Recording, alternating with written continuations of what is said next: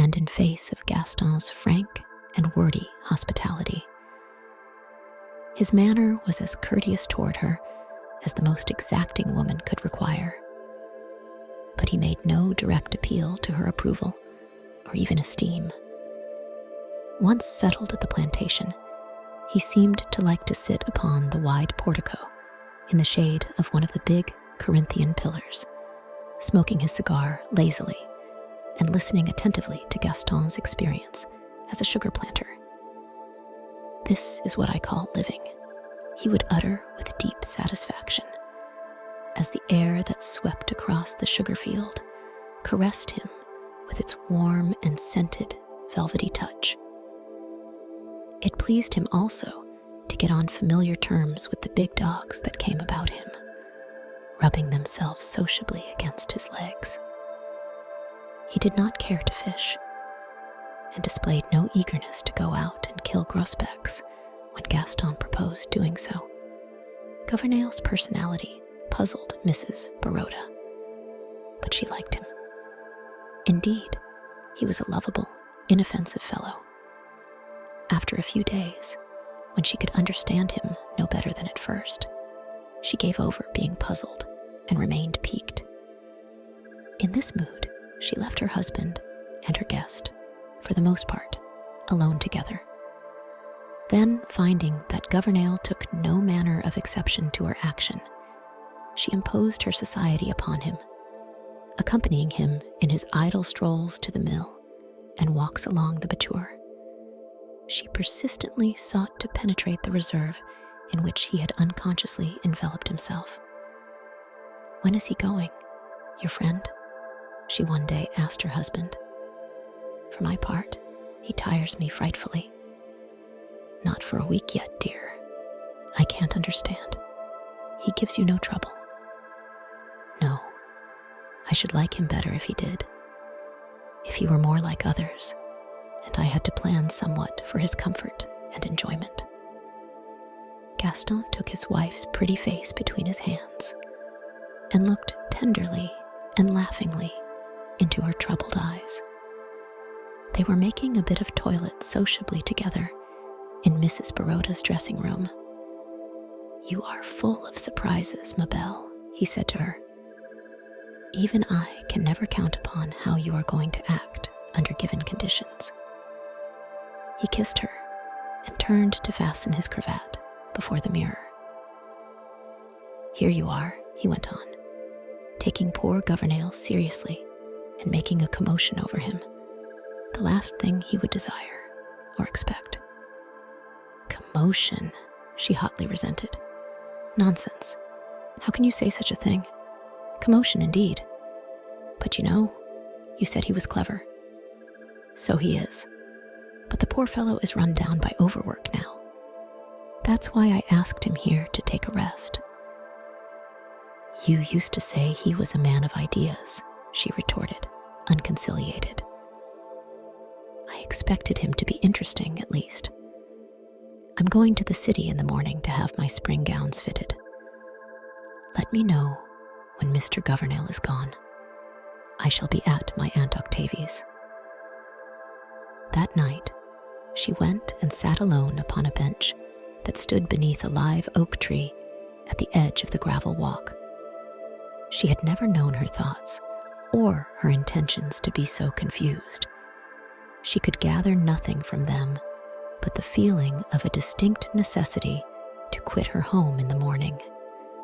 Mrs. Baroda heard footsteps crunching the gravel, but could discern in the darkness only the approaching red point of a lighted cigar. She knew it was Gouvernail, for her husband did not smoke. She hoped to remain unnoticed, but her white gown revealed her to him. He threw away his cigar and seated himself upon the bench beside her, without a suspicion that she might object to his presence. "Your husband told me to bring this to you, Mrs. Baroda," he said, handing her a filmy white scarf with which she sometimes enveloped her head and shoulders. She accepted the scarf from him with a murmur of thanks and let it lie in her lap. He made some commonplace observation upon the baneful effect of the night air at the season. Then, as his gaze reached out into the darkness, he murmured, half to himself, "Night of south winds, night of the large few stars, still nodding night." She made no reply to this apostrophe to the night, which indeed was not addressed to her. Gouvernail was in no sense a diffident man, for he was not a self-conscious one. His periods of reserve were not constitutional, but the result of moods. Sitting there beside Mrs. Baroda, his silence melted for the time. He talked freely and intimately in a low, hesitating drawl that was not unpleasant to hear. He talked of the old college days when he and Gaston had been a good deal to each other, of the days of keen and blind ambitions and large intentions. Now, there was left with him, at least, a philosophic acquiescence to the existing order, only a desire to be permitted to exist, with now and then a little whiff of genuine life, such as he was breathing now. Her mind only vaguely grasped what he was saying. Her physical being was for the moment predominant. She was not thinking of his words, only drinking in the tones of his voice.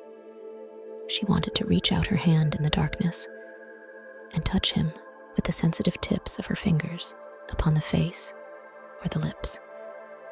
She wanted to draw close to him and whisper against his cheek. She did not care what, as she might have done if she had not been a respectable woman.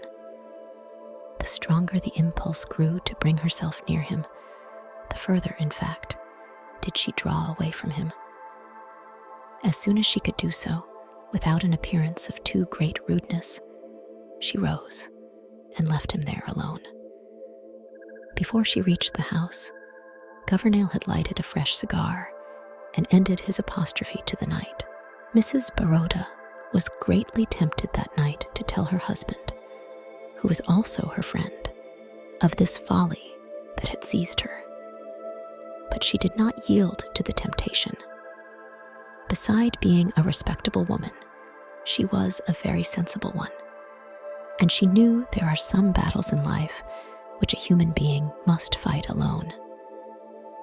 When Gaston arose in the morning, his wife had already departed. She had taken an early morning train to the city. She did not return till Gouvernail was gone from under her roof. There was some talk of having him back during the summer that followed. That is, Gaston greatly desired it. But this desire yielded to his wife's strenuous opposition.